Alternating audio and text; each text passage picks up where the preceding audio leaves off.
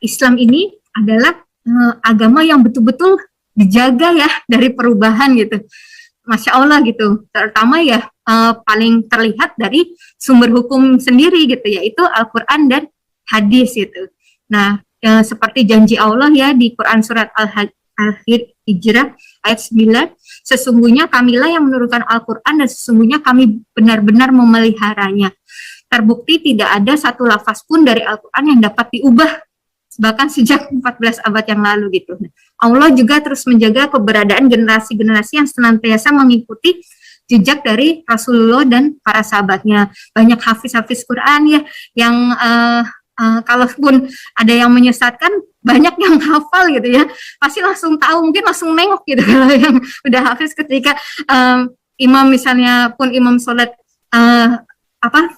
lupa gitu bacaan sholat pun ada yang langsung membetulkan gitu. Masya Allah gitu ya, sebegitunya Allah menjaga gitu dari isi Al-Quran ini. Bahkan masih ditantang ya untuk membuat satu surat pendek semisal Al-Quran pun sampai hari ini belum ada yang bisa menyainginya dan membuatnya.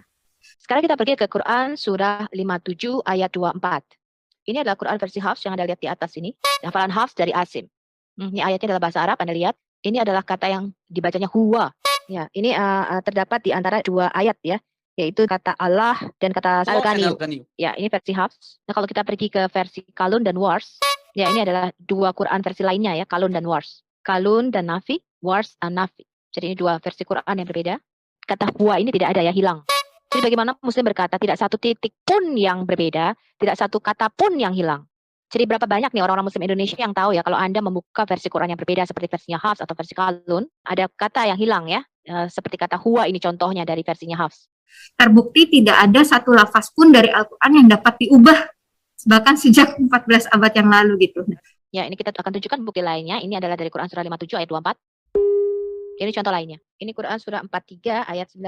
Sekali lagi versi Hafs. Sekarang kita perhatikan ya antara versi Hafs dan versi Kalun dan versinya Wars. Versinya Hafs mengatakan ibadur, ya ada kata ibadur situ. Jadi hamba daripada yang maha pengasih itu. Dan sekarang perhatikan kata ibadur. Ya, kata yang di lingkar itu bacanya ibadu, yang artinya hamba dari yang maha pengasih. Tapi kalau kita pergi ke versinya Kalun dan versinya Wars, ayat yang sama, surah yang sama, kita bacanya Indar Rahman. Jadi bukan hamba daripada sama pengasih, tapi itu dengan maha pengasih. Ini adalah musibah ya. Bagaimana bisa mengatakan sama ya, karena versi Hafs dan versi Kalunnya ini berbeda ini artinya. Terbukti tidak ada satu lafaz pun dari Al-Quran yang dapat diubah bahkan sejak 14 abad yang lalu gitu. Ayat berikutnya, Quran surah 21 Al-Anbiya ayat 4. Ini versinya Hafs, kata di sini kala, yang artinya Tuanku berkata. Kala Rabbi, Tuanku berkata. Jadi ini yang sudah berlalu ya. Sekarang kita ke versinya Kalun dan Wars. Surah yang sama, ayat yang sama. Yang ini mengatakan kul Rabbi. Jadi Hafs berkata kal Rabbi, yang lainnya berkata kul Rabbi. Kami bisa lihat nggak perbedaan artinya di sini? Jadi versinya Hafs berkata Tuanku berkata di masa lalu ya, di masa lampau. Tetapi versinya Kalun dan Wars memerintahkan kamu, katakan Tuanku. Jadi Muslim yang mendengarkan saat ini, yang mana yang benar? Terbukti tidak ada satu lafaz pun dari Al-Quran yang dapat diubah bahkan sejak 14 abad yang lalu gitu. Kita ke contoh lainnya. Quran surah 28 ayat 48. Ini kita perhatikan lagi versi Hafs. Perhatikan kata ini ya, syihrani, yang artinya dua pekerjaan sihir. Ini versinya Hafs. Kalau kita pergi yang versi Kalun dan Wars, kita baca dua penyihir. Syahirani. Versinya Hafs berkata sihrani, tapi Kalun dan Wars versinya berkata sahirani. Jadi ini mempunyai dua arti yang berbeda. Hafs tadi berkata ini ada dua pekerjaan sihir ya. Kalau versinya Kalun tadi adalah dua penyihir. Jadi tadi sudah ada banyak ya contoh-contoh yang kita berikan. Jadi bagaimana Muslim masih berkata kepada kita bahwa Quran ini cuma satu?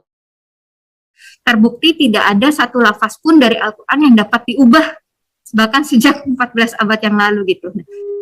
Musibahnya makin besar, tambah besar nih musibahnya. Dan inilah kenapa sebabnya. Kita pergi ke surah 2 ayat 119. Versinya Hafs, kita lihat ayat yang sama, nomor ayatnya yang berbeda ya versi Kalun.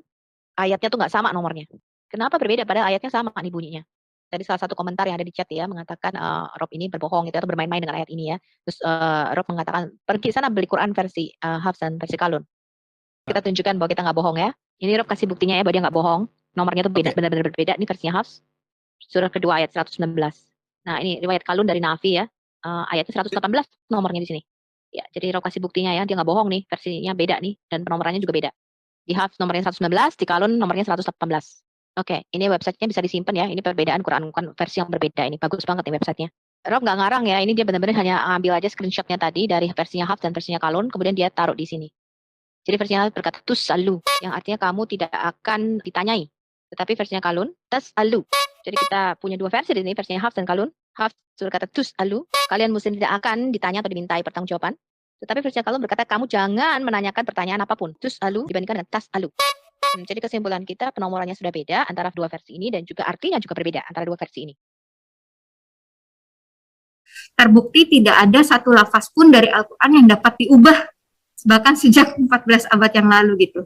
Dan kita sudah tunjukkan dengan sangat jelas sekali tadi ya bahwa dari Quran versi Arabnya sendiri itu ada banyak sekali perbedaan. Quran tidak pernah satu versi. Kita juga perlihatkan tadi ya perbedaan makna, bukan hanya maknanya saja tapi juga di dalam akidah atau doktrinnya.